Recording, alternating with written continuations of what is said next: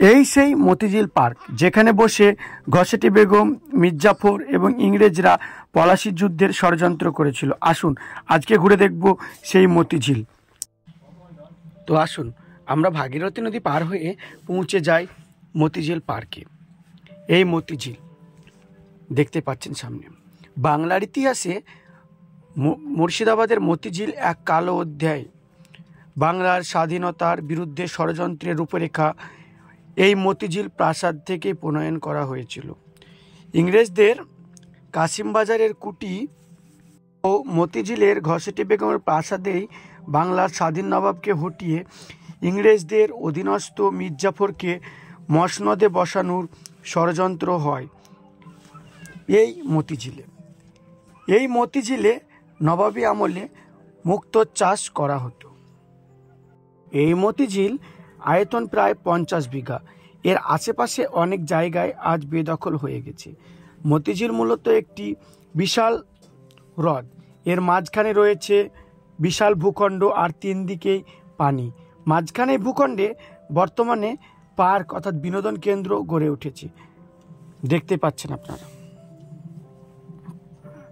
এই ষড়যন্ত্রের পটভূমি মতিঝিল, আজ যার নাম প্রকৃতি তীর্থ।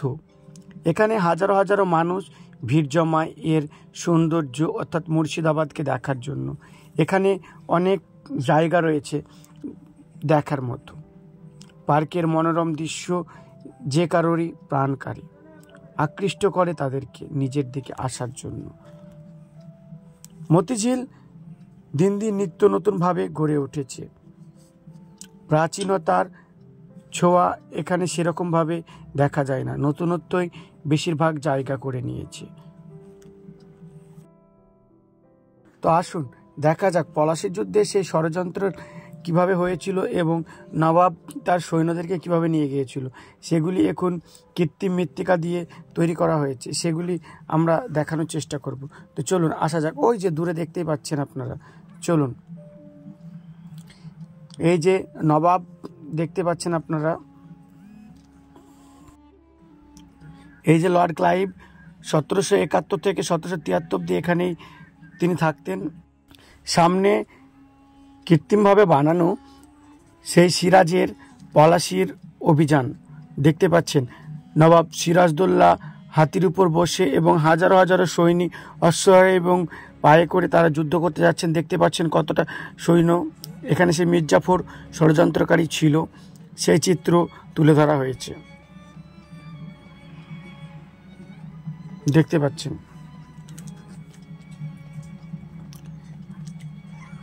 যদি মির্জাফর এই বিশ্বাসঘাতকতা না করতো তাহলে আজকে হয়তো বাংলার অর্থাৎ ভারতের চিত্র অন্যরকম হতো। এই যে সিরাজের সঙ্গে এত এত সৈন্য ছিল আর ইংরেজদের মাত্র গুটি কয়েক সৈন্য, আপনারা চিন্তা করে দেখুন।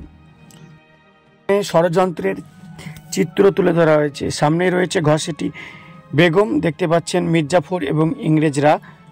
এই যে প্রাচীন জায়গাটা দেখতে পাচ্ছেন, এখানেই মূলত ঘসেটি বেগমের প্রাসাদটি ছিল। নামি দামি মূল্যবান পাথর দ্বারা তৈরি সেই প্রাসাদ আজকে ধ্বংসস্তূপে পরিণত হয়েছে কালের বিন্যাসে। শুধু রয়ে গেছে ষড়যন্ত্রের পটভূমির সেই চিত্র। তো আমরা এখানে কিছু ছবি তুলি। কথাতে আছে যে এই মতিঝিল থেকে খোশবাগ স্পষ্ট দেখা যেত, কিন্তু আজকে আর সেই খোশবাগ দেখা যায় না।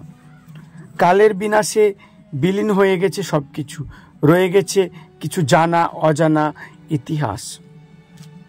তো মতিঝিলকে আমরা ভালোভাবে ঘুরে দেখানোর চেষ্টা করেছি আপনাদের সঙ্গে। এই ইংরেজদের হাত ধরে মির্জাফর মসনদে বসেন, কিন্তু পলাশির ষড়যন্ত্রকারীর সেই মির্জাফরের শেষ রক্ষা হয়নি। আবার অনেকে বলেন সেই ঘসেটি বেগমকে এই হ্রদের ডুবিয়ে মারা হয়েছিল। সেই মতিঝিল আজও রয়েছে, নেই শুধু সেদিনের সেই প্রাসাদ, সেই ইতিহাস। এই মতিঝিল মুর্শিদাবাদের এখন একটি পার্ক বা বিনোদন কেন্দ্র, কিন্তু এটি কয়েক বছর আগেও জরাজীর্ণভাবে পড়েছিল। 2015 সালে 1 জানুয়ারি পার্কটি জনসাধারণের জন্য খুলে দেন। এই পার্কটি রক্ষণাবেক্ষণ করে পুনরায় নতুনভাবে গড়ে তুলেন আমাদের মাননীয় পশ্চিমবঙ্গের মুখ্যমন্ত্রী মাননীয় মমতা বন্দ্যোপাধ্যায়। এবং মতিঝিলের বর্তমান নাম দেওয়া হয়েছে প্রকৃতি তীর্থ। ঐতিহাসিক নমুনা বলতে এখানে সেরকম কিছু নেই। মসজিদ ও সমাধিক্ষেত্র ও মতিঝিল হ্রদ এখানে রয়েছে। ঘসেটি বেগমের যে প্রাসাদ আপনাদের আগেই দেখিয়েছি সেটি নিশ্চিহ্ন হয়ে গেছে, তবে মীর মদনের কামানের একটি অংশ এখানে রয়ে গেছে। মূল কামানটি হাজারদুয়ারির প্রাসাদের সামনে রয়েছে, আপনারা লক্ষ্য করে দেখতে পারেন। সামনে রয়েছে বিশ্ব বাংলার একটা চিত্র তুলে ধরা হয়েছে, আপনারা দেখতেই পাচ্ছেন বিশ্ব বাংলার চিত্র। এই পার্কে রয়েছে একাধিক বাংলো বাড়ি, রয়েছে বিশাল উঁচু টাওয়ার যেখান থেকে পুরো মতিঝিল আপনি দেখতে পাবেন। ঘোরার জন্য রয়েছে সাইকেল, টয় ট্রেন এবং বাচ্চাদের জন্য রয়েছে বিভিন্ন দোলনা এবং খেলার জন্য বিভিন্ন নতুন নতুন গ্যাজেট এখানে রয়েছে। তো ষড়যন্ত্রের পটভূমি থেকে আজকে আমরা বিদায় নেব। তো বিদায় নেওয়ার সময় আমরা দেখতে পাই এখানে নতুনত্বভাবে গড়ে উঠেছে অনেক রেস্টুরেন্ট। তো আমরা এখানে কিছু খাওয়া দাওয়া করে নিই এবং রেস্টুরেন্টটাকে ভালো করে আপনাদের দেখার চেষ্টা করেছি। তো টাটা, বাই বাই, ভালো থাকবেন, সুস্থ থাকবেন। দেখা হবে অন্য কোনো পরবর্তী ভিডিওতে। আমাদের ভিডিও কেমন লাগছে কমেন্ট করে জানাতে ভুলবেন না। ভালো থাকুন, সুস্থ থাকুন, আমাদের ভিডিও দেখতে থাকুন।